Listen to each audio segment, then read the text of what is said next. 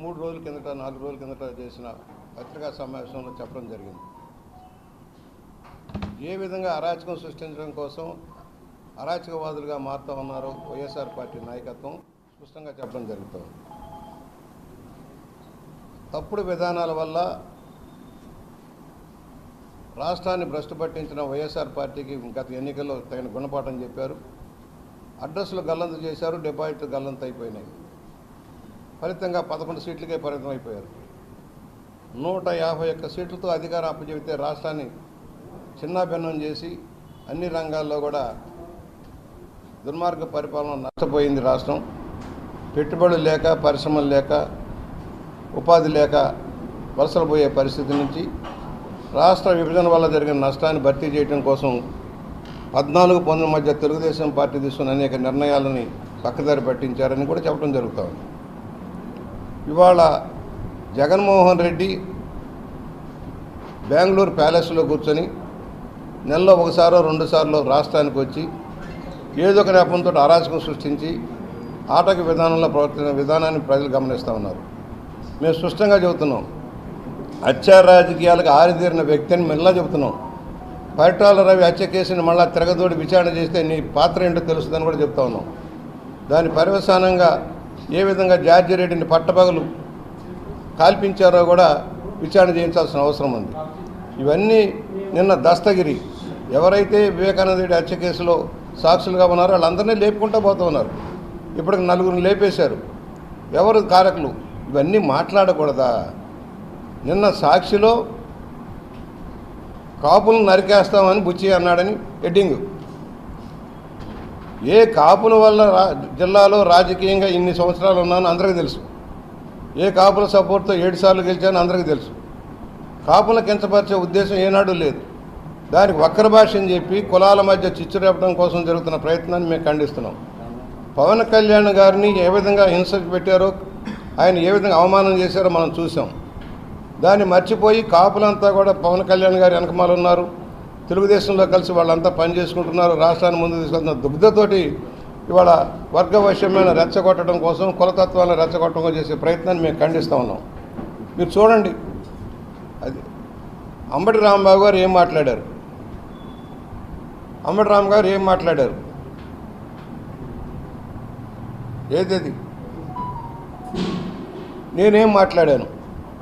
నేను ఎక్కడైనా మీరు ప్రెస్లో ఉన్నారు, అంబటైనా గిమ్మటైనా ఎవరైనా సరే తప్పుడు ప్రచారం చేస్తే సహించేది లేదు, ఇళ్లలోంచి బయటకు రాలేరు మేము తలుచుకుంటే అని చెప్పాను. కానీ మేము చట్టం ప్రకారం క్రమశిక్షణగా ముందుకు వెళ్తామని కూడా ఆ రోజునే అదే మీటింగ్లో చెప్పాను. అవన్నీ వదిలేసి నేను అనని మాటలను వక్ర భాషని చెప్పి హెడ్లైన్స్ పెట్టి అరగంటకి వేస్తూ ఉన్నారు. ఈ రోజున ఎఫ్ఐఆర్ ఫైల్ చేస్తూ ఉన్నాం. సాక్షి యాజమాన్యం మీద చర్యలు తీసుకోమని డిమాండ్ చేస్తూ ఉన్నాం. గోబెల్స్ ప్రచారం చేసి మత సామరస్యాన్ని కానీ కుల సామరస్యాన్ని కానీ చెడగొట్టడం కోసం జగన్మోహన్ రెడ్డి గారు చేస్తున్న అరాచక విధానాల మీద ఖండించాల్సిన అవసరం ఉంది. సూసైడ్ స్క్వాడ్ తయారు చేశాడు ఆయన. సూసైడ్ ఆల్రెడీ రాజకీయ పతనం అయిపోయింది. 11 మందికి పరిమితం అయిపోయారు. రాష్ట్రంలో మళ్ళీ వెలుగులోకి వచ్చే అవకాశం లేదు.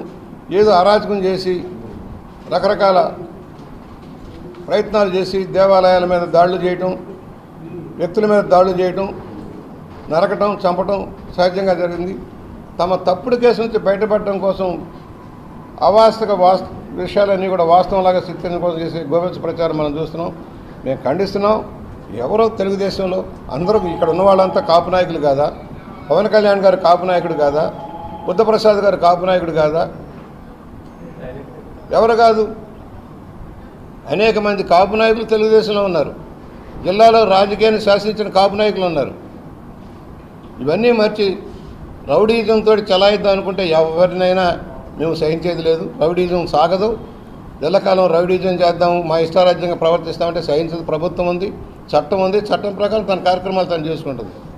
నా వరకు నేను తీవ్రంగా ఖండిస్తూ ఉన్నాను. నేను ఒక కులస్తుని కాదు, ఒక మతస్థుని కాదు, అందరివాడిని కనుకనే 7 సార్లు గెలిపించారు. ఏనాడు కుల వ్యవస్థను ఉపయోగించుకోలేదు, రాజకీయ ముసుగులేదు. నా వ్యక్తిత్వంతో నేను వచ్చాను. అందరితో సామ్రాజ్యంగా ఉండేవాడిని, అన్ని పార్టీలతో సామ్రాజ్యంగా ఉంటాం. ఏదైతే జగన్మోహన్ రెడ్డి అరాచక విధానాల మీద మాట్లాడుతాను నేను. ఎస్, రాష్ట్రం నష్టపోయింది, తీవ్రంగా నష్టపోయింది. రాయలసీమ నష్టపోయింది, ఉత్తరాంధ్ర నష్టపోయింది, ఏ కార్యక్రమాలు నడవలేదు.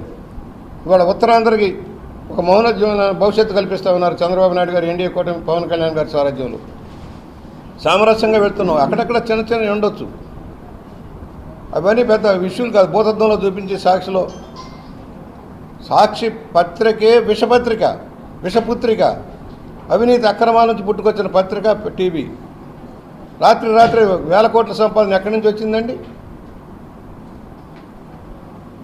నీ తండ్రి ఎమ్మెల్యే ముఖ్యమంత్రి కాకముందు నీ పరిస్థితి ఏంటి? నెలసరి కూడా గడవట్లేదని చెప్పిన భవిష్యత్తు మాటలు ఏమైపోతున్నాయి? మీ లక్షల కోట్లు ఎక్కడి నుంచి వచ్చి పడ్డాయి? ప్యాలెస్లు ఎక్కడి నుంచి వచ్చి పడ్డాయి నీకు? ఇది మాట్లాడకూడదట. మాట్లాడితే మమ్మల్ని పిచ్చి ఆసుపత్రులు, నన్ను కాదు జక్కంపూడి రాజాలు అంటే పిచ్చి ఆసుపత్రులు పెడతారు. పదవి పోయి మళ్ళీ గెలిచే అవకాశం లేని వీళ్ళకి పిచ్చి ఆసుపత్రులు వెళ్ళే పరి. నేను నిన్న మాట్లాడాను, భరత్ గారు ఉపన్యాసాలు చెబుతున్నారు. ఏం చేసావయ్యాను? ఫ్లైఓవర్ ప్రాజెక్ట్ చెప్పాను, సరైన సమాధానం చెప్పాను. నువ్వు నీ వల్ల ఫ్లైఓవర్ ప్రాజెక్ట్ పోయిందని స్పష్టంగా జీవోతో సహా చెప్పాను. నీ సమాధానం లేదు.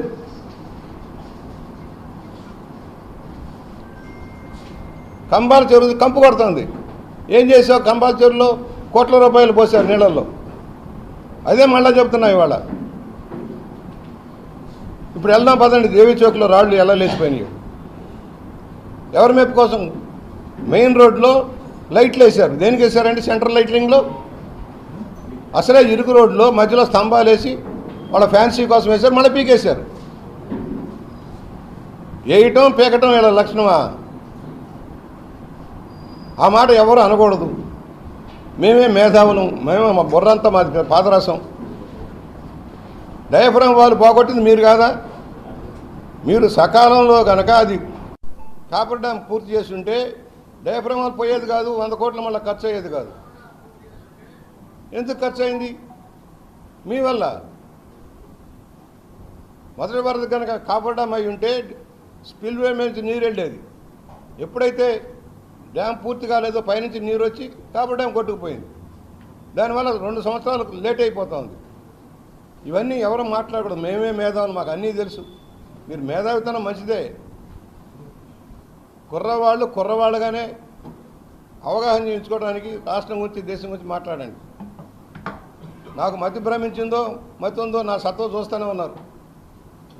మళ్ళా మిమ్మల్ని ఇంటికి సాగనంపేదాకా నేను పనిచేస్తూనే ఉంటా, అంతవరకు గ్యారంటీ. కులాల గురించి, మతాల గురించి మాట్లాడి వైరుధ్యం చూసినట్టే రాష్ట్ర ప్రభుత్వమే కాదు, ఏ శాఖ మీకు సహకరించదు. మీ ఆటలు సాగవని కూడా హెచ్చరిక చేస్తూ ఉన్నాం. జిల్లాలో సామరస్యంగా ఉన్నాం, అభివృద్ధిలో ముందుకు తీసుకెళ్తున్నాం. అనేక ఆర్థిక సర్దుబాట్లు, ఇబ్బందులు ఉన్నా కూడా అభివృద్ధిలో దూసుకుపోతున్నాం. ఇక్కడ ఉన్న వాళ్ళం రాజమండ్రి రూరల్ నియోజకవర్గంలో కంబైన్డ్గా వర్క్ చేసుకుంటున్నాం. తెలుగుదేశం, జనసేన, బీజేపీ కలిసి ఆలోచించుకుంటూ ముందుకెళ్తున్నాం. ఉన్నంతలో డెవలప్మెంట్ చేసుకుంటూ ఉన్నాం. రమ్మనండి, అభివృద్ధిలో మాట్లాడదాం. ఏం జరిగిందో 45 సంవత్సరాల చరిత్ర, 44 సంవత్సరాలు నేను ఏం చేశానో చెప్పడానికి సిద్ధంగా ఉన్నాను. ఎవరైనా సరే సవాలు చెప్తున్నా. సుబ్రహ్మణ్యం మైదానంలోనే చెబుతా, ఏ రంగాల్లో ఏమి సాధించాను, ఏమిటి, నేను ఎమ్మెల్యే అయ్యేటప్పుడు పరిస్థితి ఏంటి, ఈనాడు రాజమండ్రి పరిస్థితి ఏంటి చెప్పడానికి సిద్ధంగా ఉన్నా. జక్కంపూడి రాజా కావచ్చు, భరత్ కావచ్చు, వేణు కావచ్చు, ఎవరికైనా 5 ఏళ్ళు ఏం చేశారా? మీరు చెరువులు తవ్వుకొని పోయారు, తినిపోయారు. ఇవాళ ఇసుక గురించి మాట్లాడుతున్నారు. మీ టైంలో ఇసుక 350 రూపాయలు టన్ను, 350 రూపాయలు, 400 రూపాయలు పైన అమ్మారు. మీరు 18,000 ఒక లారీ అమ్మారు. ఇవాళ 50 రూపాయలకి ఇస్తున్న ఘనత తెలుగుదేశానికి. 50 రూపాయలు ఖర్చులకు మా ఉచిత కరెంట్, ఉచిత ఇసుక ఇస్తున్న చరిత్ర. పిలిచి ఇంటికి చేరుస్తున్నారు 50 రూపాయలకి, లారీ కిరాయి కాకుండా. ఎక్కడుంది? అవి లేబర్ ఖర్చులు మైనింగ్ చేస్తూ ఉంటుంది. దానికే 50 రూపాయలు, 75 రూపాయలు మ్యాక్సిమం. ఇంకా సిగ్గులేక ఏం మాట్లాడతారు నాయకుల గురించి? మీ హయాంలో ఏమైపోయినాయి? ఆ డబ్బంతా మైనింగ్ చేస్తాను. ప్రాజెక్టు గురించి చెబుతున్నారు. ఎస్, నీవు ఇప్పించిన కాంట్రాక్టరే కదా. ఏమైపోయాడు ఆ కాంట్రాక్టర్? ఎందుకు పనిచేయలేదు? ఇవాళ టెండర్ క్యాన్సిల్ చేసి మరలా కొత్త వాళ్ళకి అవకాశం ఇచ్చి రోడ్లు కంప్లీట్ చేస్తున్నారు. మాట్లాడేటప్పుడు అన్నీ మీరేదో ప్రజలు నమ్ముతారని భ్రమించొద్దు. మాకు తెలుసు ఏం జరగాలో. 5 సంవత్సరాల్లో జరిగింది శూన్యం. రాజమండ్రి రూరల్లో సిటీలో మీరు చేసింది ఏముంది? పౌడర్లకు స్నోలకు ఖర్చు పెట్టేశారు. ఎన్ని కోట్లండి కంపాల్చూరులో పోసింది? ఎన్ని కోట్లండి సుబ్రహ్మణ్య మైదానంలో పోసింది? పుష్కర్ ఘాట్లోనూ దేవి చౌక్లో పోసింది ఎంత అండి? ఏమైపోయినాయి ఇవన్నీ? ఒక మురుగునీటి సమస్య పరిష్కారం చేశారా? ఒక మంచినీటి సమస్య పరిష్కారం చేశారా? ఒక రోడ్డు వైడెన్ చేశారా? ఒక మాస్టర్ ప్లాన్ క్లియర్ చేశారా? కనీసం కొత్త ఘాట్లు ఏమైనా కట్టారా? ఏమని చెప్పుకుంటారు మీరు? మేము వచ్చాం, ఎస్ సైన్స్ సెంటర్ తెచ్చాం, టాటా ఇన్నోవేషన్ హబ్ తెచ్చాం, నర్సరీలకు సంబంధించిన రీసెర్చ్ కేంద్రం తెచ్చాం, మూసేసిన యూనివర్సిటీని తెరిపించుకున్నాం, ఒక్కొక్కరు సంఘాన్ని బాగు చేసుకుంటూ వెళ్తున్నాం. కనీసం మరుగుదొడ్లు బాగు చేయలే. ఎస్సీ బీసీ ఎస్టీలో ఉన్న హాస్టల్స్లో మరుగుదొడ్లు కూడా బాగు చేయాలి ఆ ప్రభుత్వం. ఇవాళ క్లియర్ చేసుకుంటూ వెళ్తున్నాం. ఆర్థిక లోట్లున్నా కూడా వివిధ సంస్థలకు కేటాయింపులు చేసి పని చేసుకెళ్తున్నాం. మంచి రోడ్లు వేసుకుంటున్నాం, ఎంఎన్ఆర్జీస్ని ఉపయోగించుకుంటున్నాం, మళ్ళా జలమిషన్ తెచ్చి జలధార ద్వారా కార్యక్రమాలు చేపడతా ఉన్నాం. మరి మీరేం చేశారు? 5 ఏళ్ళు కేంద్రం ఇచ్చిన నిధులన్నీ పక్కదారి పెట్టించారు. జల్ జీవన్ మిషన్ని పక్కదారి పెట్టించారు. హౌసింగ్ పక్కదారి పెట్టింది. జగనన్న కాలనీ పేరుతో దగా చేశారు. అయిన వాళ్ళ కాంట్రాక్ట్లు కట్టబెట్టారు, పనులు జరగల, లబోదిబ్బమంటున్నారు జనం. కేంద్రం ఇచ్చిన నిధులు కూడా పక్కదారి పెట్టించిన ఘనత మీది. వాళ్ళు ఒకటే చెబుతున్నాం, సాక్షికి మెల్లగా హెచ్చరిక చేస్తున్నాం. మీరు ఇతర పత్రికల్ని టీవీని ఎలా ఏడిపించారో, ఎలా కేసులు పెట్టారో మర్చిపోలే జనం. TV5లో అదేవిధంగా ఈటీవీ మీద మీరు బ్యాన్ పెట్టారయ్యా. ప్రజాస్వామ్యంలో బ్యాన్ పెట్టారు మీరు. అసెంబ్లీకి రానీలా, ఏబిఎన్ రానీలా, TV5 రానీలా, ఈటీవీని రానీలా. నీ జాగిద్దారా రాష్ట్రం అంటే? అసెంబ్లీలో మమ్మల్ని మాట్లాడనిచ్చావా? మైకులు ఇచ్చావా? ఇవాళ రావయ్యా అసెంబ్లీకి రా, మైక్ ఇస్తాం, మాట్లాడమంటే పారిపోతావు.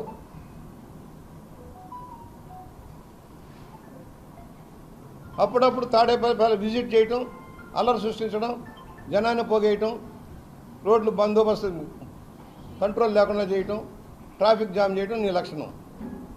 ముఖ్యమంత్రిగా చెట్లు నరికించావు, పరదాలు కట్టించుకున్నావు. ఇప్పటికి అదే పరిస్థితి. జనంలో వచ్చే దన్ను లేదు. నువ్వు రావాలంటే కొన్ని వందల మందినో వేల మందినో పోగేస్తే కానీ బయటకు రాలేని దౌర్భాగ్య స్థితిలో ఉన్నాడు ముఖ్యమంత్రిగా పనిచేసిన వ్యక్తి. వాళ్ళ ప్రజల మధ్య తిరుగుతున్నాడు చంద్రబాబు. మండు టెండర్లో జనంలో తిరుగుతూ ఉన్నారు.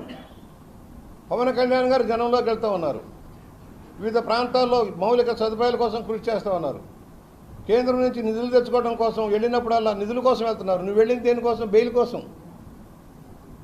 కేంద్రం చుట్టూ బెయిల్ కోసం, శిక్షల నుంచి బయటపడటం కోసం, బాబాయ్ హత్య కేసు నుంచి బయటపడటం కోసం, ఈడీ కేసు నుంచి బయటపడటం కోసం ఢిల్లీ చుట్టూ తిరిగావే కానీ రాష్ట్రానికి నువ్వు సాధించింది ఏమిటి? జగన్మోహన్ రెడ్డి ఈ వందే మాగదలు ఈ తోకలు ఉండే ఒకటే చెబుతున్నావు. ఏం సాధించారో చెప్పమనండి. Why all schemes fail? ప్రభుత్వం ఇచ్చిన నిధులన్నీ దుర్వినియోగం చేసి, దోపిడీ చేసి ఇవాళ విచారణ చేయకూడదు. ఒక్కొక్కటి బయటకు వస్తున్నాయి. పాములు పుట్టలో నుంచి బయటకు వచ్చినట్టు, పాములు వచ్చినట్టు వస్తున్నాయి వాళ్ళని చేసిన నేరాలన్నీ. నేరాలు ఘోరాలు ఇన్ని అన్నీ కావు. బూతుల పంచాంగం ఏదది?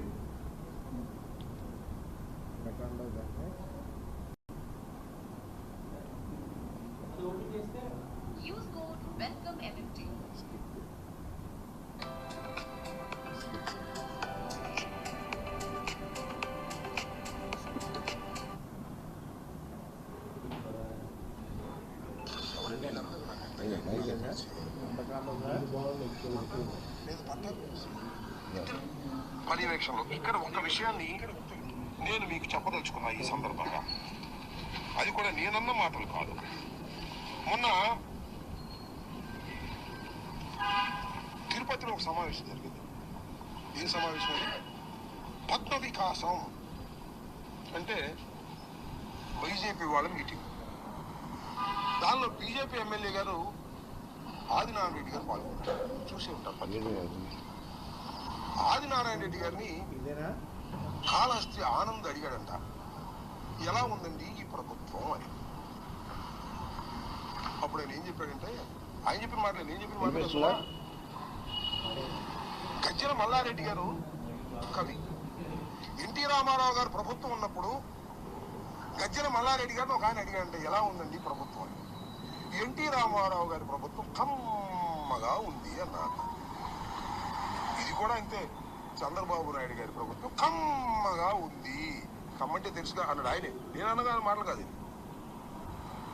సరే మొన్న ఏదో నేను అట్టాలేదు ఇది చెప్పాడు, కానీ అది కోట్ చేస్తాను.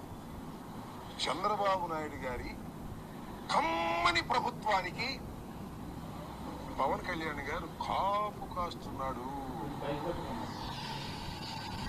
ఎన్నాళ్ళు కాస్తావే కాపు? మా ఇంటి మీద దాడి జరిగినా కాపు కాస్తావా? కందుకూరులో నీ కులం వాడిని చంపేసినా కాపు కాస్తావా? మమ్మల్ని చంపేసినా కాపు కాస్తావా? నీ బలం నీ కులం, గుర్తుపెట్టుకో. నీ బలం నీ కులం. చంద్రబాబు బలం నువ్వు. అర్థమైందా? చంద్రబాబు బలం నువ్వు, నీ బలం కులం. రాజకీయం చేస్తున్నావు, పిచ్చి రాజకీయం చేసుకో, అభ్యంతరం లేదు. కానీ మమ్మల్ని చంపేసినా కూడా నువ్వు కాపు కాస్తానంటే ప్రజలు ఒప్పుకోరనేది కూడా ఈ సందర్భంగా గుర్తు చేస్తున్నా. టైం విల్ కమ్, పరిస్థితులు వస్తాయి. 20 మాసాలు అయిపోయింది ఈ ప్రభుత్వానికి. నేనేమి విధ్వంసకారుని కాదు. నా మీదకి వచ్చారే వందనాదేవి గారు, చూశారుగా ఏం తిట్టిందో. ఒక మహిళ, అది కూడా సత్యనపల్లి, అబ్బూరు మంది కూడా సత్యనపల్లి మంత్రిగా చేశా. ఇప్పుడైనా హింస చేశానా నేను? ఎవరి మీద తప్పులు కేసులు పెట్టానా నేను? ఎవరి మీద రౌడీజం చేశానా నేను? పవర్ ఉంది నాకు, ఎమ్మెల్యేగా ఉన్నాను, మంత్రిగా ఉన్నాను, పోలీస్ వ్యవస్థ నా దగ్గర ఉంది. ఇప్పుడేం చేశానా? లేదు కమ్మాస్ మీద ఎప్పుడన్నా దౌర్జన్యం చేశానా? కమ్మాస్ నాకు ఎంతమంది నా అభిమానులు ఉన్నారు సత్యనపల్లి వాళ్ళు. ఆ వందనాదేవి గారు అంటుందమ్మా, ఏం తిడుతుందయ్యా బాబు. తల్లి వందనాదేవి, తల్లి నీకు వందనం అమ్మా, ఎంత బ్రహ్మాండంగా తిట్టావు తల్లి, అందరూ చూశారు సోషల్ మీడియా అంటుంది.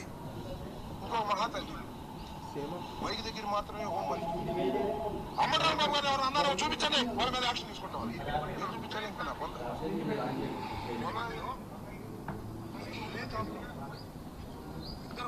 సామాజిక వర్గానికి చెందిన అల్లుడు నాకు తిట్టట్లేదు. అమ్మ నా కొడకల్లారా తిట్టానంట. రాస్తాడు వంశీ, ఆయన చౌదరి గారే రాసి ఫోటో ప్రొడ్యూస్ అమ్మరాంబాబు కులం పెట్టి తిట్టాడు, చంద్రబాబుని కులం పెట్టి తిట్టాడు, కులాలు రెచ్చగొడుతున్నాడు. కులం పేరు మీరే మొదటిగా కులాలు రెచ్చగొడుతున్నాడు. సరే కమ్మ నా కొడకల్లారా, కమ్మ నా కొడుకులు ఇక్కడ ఉంటే చంపేస్తా. చంద్రబాబు కమ్మ నా కొడక చెప్పండి, విన్నారా మీరు? ఏమన్నాడు? కులం పెట్టి తిట్టానా? నాకు 3 కూతుళ్ళు. ఏం మాట్లాడాడు? కులాల గురించి మాట్లాడాడు. ముఖ్యమంత్రిని కమ్మనా కొడకని తిట్టాడు. ఏమండి, మేమేమైనా మాట్లాడామా? ఏ కులాన్ని ఎత్తామా? ఎవరైనా ఎత్తారా? తెలుగుదేశం నాయకులు కానీ పవన్ కళ్యాణ్ గారు కానీ ఏనాడన్నా? పవన్ కళ్యాణ్ ఎంత హ్యూమిలియేట్ చేసినా ఆయన మాట్లాడలేదే. నీ కడుపు మంట దుగ్ధ మీకు. ఇక రాలేము, ఈ రాష్ట్రంలో మళ్ళీ అధికారంలోకి రాలేము. బూతుల పంచాంగం, అధికారంలో ఉన్నప్పుడు బూతుల పంచాంగమే, అధికారం లేనప్పుడు బూతుల పంచాంగమే. హత్యా రాజకీయాలకు మారిపోయారు. కోడికత్తి డ్రామా ఏమైంది? ఎందుకు సాక్ష్యం చెప్పడం లేదు? ఎందుకు కోర్టుకు వెళ్ళటం లేదు? ప్యాలెస్ తిరుగుతున్నావు, విదేశాలు తిరుగుతున్నావు, కోర్టుకు వెళ్ళి సాక్ష్యం చెప్పే ఓపిక తీరిక లేక నీ నగ్న రూపం బయటకు వస్తుందన్న భయమా అని అడుగుతా ఉన్నా. నీ సొంత బాబాయ్ హత్య కేసుని మాఫీ చేయడం కోసం సిబిఐ మీదే కేసు పెట్టిన ముఖ్యమంత్రివి నువ్వు. ఏం చెబుతారు ఈ నాయకులంతా? ఏం చెబుతారు? ఏం మాట్లాడాడు అంబటి రాంబాబు? ఏం మాట్లాడుతుంది రోజా? ఏం మాట్లాడుతుంది పేరు నాని? ఏం మాట్లాడుతుంది జోగి రమేష్? మీరు చేసిన బియ్యం కుంభకోణాలు, మీరు చేసిన మైనింగ్ కుంభకోణాలు, కాంట్రాక్ట్లో దోపిడీ, మద్యంలో దోపిడీ, అన్ని విచారణ జరుగుతున్న బాధ.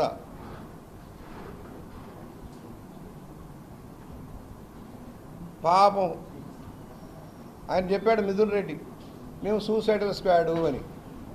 అంటే వీళ్ళు ఆల్రెడీ జగన్మోహన్ రెడ్డి గంగలో కలిపాడు, ఇక మొన్న బ్యాలెన్స్ కూడా గంగలో కలపాలనే ఆలోచనలో ఆయన ఉన్నాడు. వైఎస్ఆర్ పట్నం ఉన్న లక్షలాది మంది కార్యకర్తలు బలైపోయారు. ఏ పార్టీకైనా కార్యకర్తలే. ఎక్కడ దొరుకుతుందా, ఏం దొరుకుతుందా దాన్ని రాజకీయ పురాణంలో చూడటమే. ఎప్పుడైనా సాయం చేశాడే? ఏదైనా ఇన్సిడెంట్ జరిగింది, వరదలు వచ్చినాయి, తుఫాన్లు వచ్చాయి, అగ్నిమాలు, ఎవరికైనా రూపాయి ఇన్ని లక్షల కోట్లు సంపాదించాడు కదా జగన్మోహన్ రెడ్డి అవినీతి అక్రమాల ద్వారా. ఎవరికైనా రూపాయి సందాయటం చూసారా? రూపాయి సాయం చేయడం చూసారా? ఏ జిల్లాలో రాష్ట్రంలో ఆఖరి పులివెందులైన ఎవరికైనా సాయం చేశాడా? మేము చేస్తున్నాం. తెలుగుదేశం పవన్ కళ్యాణ్ గారు చేస్తూ ఉన్నారు. పవన్ కళ్యాణ్ గారు బాధితులను ఆదుకుంటూ ఉన్నాడు, భారీ ఎత్తున సాయం చేస్తూ ఉన్నాడు. నువ్వు చేసావా? ఎన్టీఆర్ ట్రస్ట్ చేస్తుంది, నువ్వు చేశారా? జేబులు నింపుకోవడమే మీ లక్ష్యం. అప్పుడే జనం మర్చిపోయారు. 2020 నెలలకే మర్చిపోయారు అనుకుంటా. మర్చిపోవాలా జనం? తగిన విధంగా స్పందిస్తారు. నేను చెప్పేవాడిని, అయ్యా పాపం పండుతూ ఉంది, రాబోయే రోజుల్లో ప్రభంజనం రాబోతుందని చెప్పాను. ప్రభంజనం వచ్చింది, 11 సీట్లకు పరిమితం చేశారు. అందువల్ల మెల్ల చెబుతున్నాం నాయకులకి, కులాల పేరుతోటి చూడండి ఏం రాస్తాడు.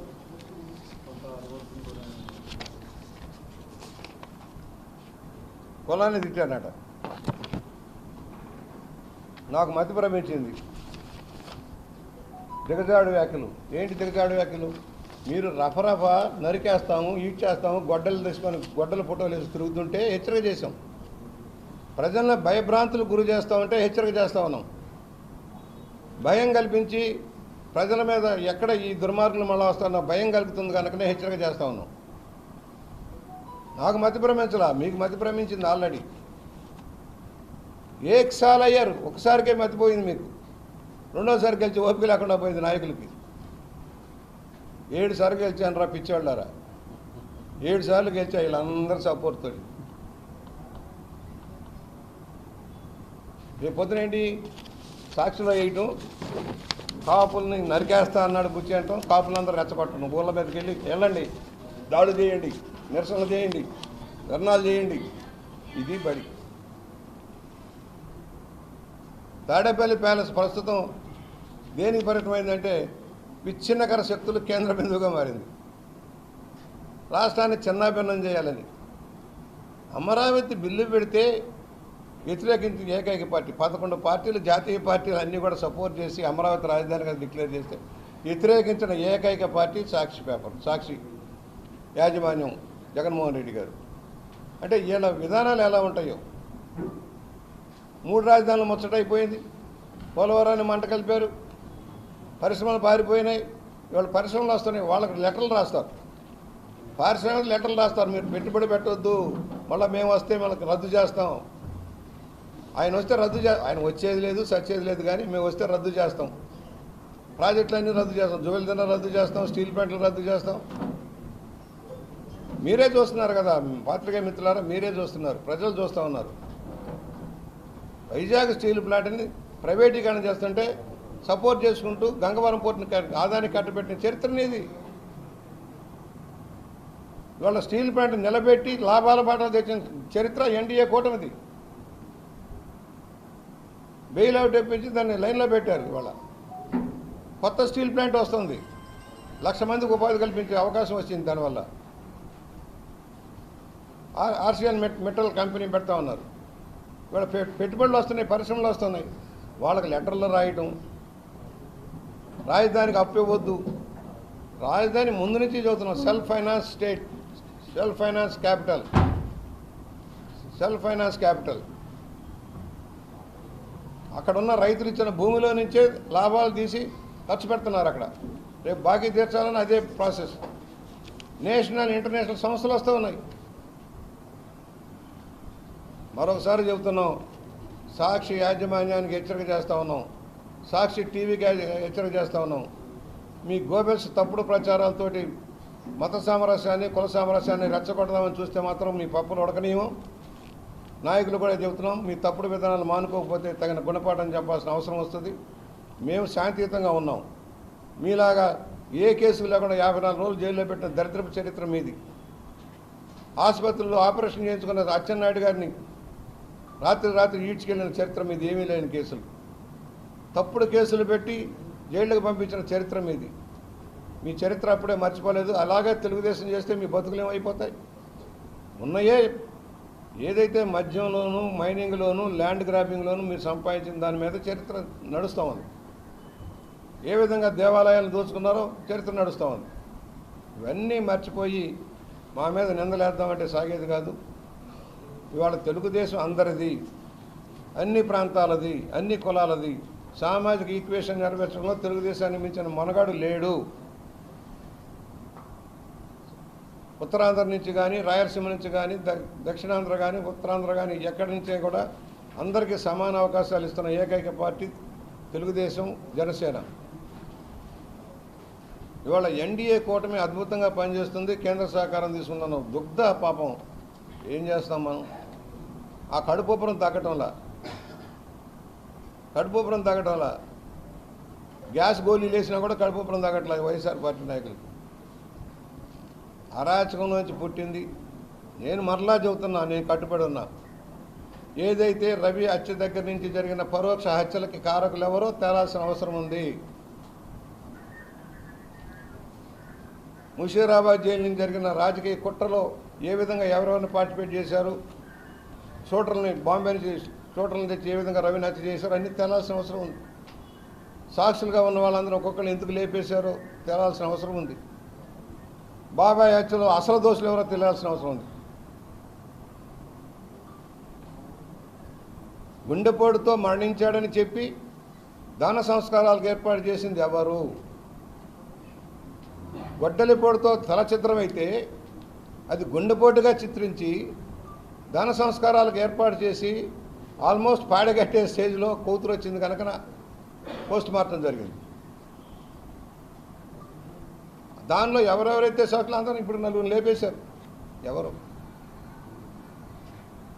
దేనికి నరికేశారు? దోచుకున్న సొమ్ముతో కోర్టును కూడా మేనేజ్ చేయాలనే ప్రయత్నాలు మీవి.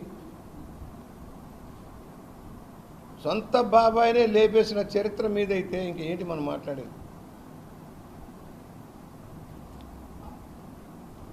ఇవాళ చూశారు, డ్రైవర్ హత్య చేస్తే కేసు విచారణకు వచ్చింది. ఆ ప్రభుత్వంలో మాఫీ చేస్తే కేసు విచారణకు వచ్చింది సుప్రీంకోర్టు ఆర్డర్ ప్రకారం. ఆ సాక్షులను కూడా కొనడానికి ప్రయత్నం. జగన్మోహన్ రెడ్డి అదే పరిస్థితి.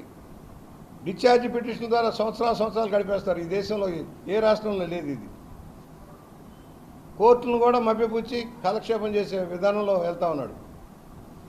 విచారణ జరగదు, అలా కొనసాగుతూ ఉంటుంది. ఆయన వృద్ధాప్యం వచ్చేదాకా నడుస్తూ ఉంటుంది కేసు. దేశంలో ఎక్కడా లేదు. చిన్న 3 కోట్లు 2 కోట్లకే పాపం శిక్షలు అనుభవించారు యూపీలోను హర్యానాలోను. మరి ఇక్కడేంటి? అందువలన ఇక్కడ మేమందరం కలిసికట్టుగా వెళ్తున్నాం. జనసేన, తెలుగుదేశం, బీజేపీ కలిసి ఉన్నంతకాలం కూడా కలిసి ఉంటుంది, ఎక్కడికి పోదు. ఎక్కడైనా చిన్న పొరపచ్చాలు స్థానిక నాయకత్వంలో ఉన్నా కూడా వాటిని విచారణ చేసి సర్దుబాటు చేస్తారు. ఇద్దరు నాయకులు కూడా పటిష్టంగా ఆలోచిస్తూ ఉన్నారు. చంద్రబాబు గారు, పవన్ కళ్యాణ్ ఒకే ఆలోచన విధానంలో వెళ్తున్నారు. తెలుగు జాతికి న్యాయం జరగాలి, తెలుగు వారంతా ఐక్యతగా ఉండాలి, అన్ని ప్రాంతాలు అభివృద్ధి చెందాలి, మన బిడ్డలు దేశంలోని ఉన్నత స్థానానికి వెళ్ళాలని కోరుకుంటున్నారు ఇద్దరు. దానిలో కొన్ని ఇచ్చిపుచ్చుకోటాలు ఉంటాయి, కొన్ని త్యాగాలు ఉంటాయి రెండు పార్టీల మధ్య. దాన్ని అర్థం చేసుకుంటూ ముందుకు సాగాలని కోరుకుంటూ వాళ్ళు మరొకసారి ఈ తప్పుడు వెంటనే కనుక క్షమాపణ చెప్పకపోతే మీరు వెంటనే నేను డెమరేజ్ షూట్ వేస్తాను, ఎఫ్ఐఆర్ ఫైల్ చేసి కేసు పెడతాము. మీరు వెంటనే కనుక దాని సాక్షి సమాధానం చెప్పకపోతే తగిన చర్యలు ఉంటాయని కూడా హెచ్చరిక చేస్తా ఉన్నాం. వాళ్ళు ప్రాసెస్కి వెళ్తారు కదా, పోలీసు రాత్రే కంప్లైంట్ ఇచ్చాం, వాళ్ళు ప్రాసెస్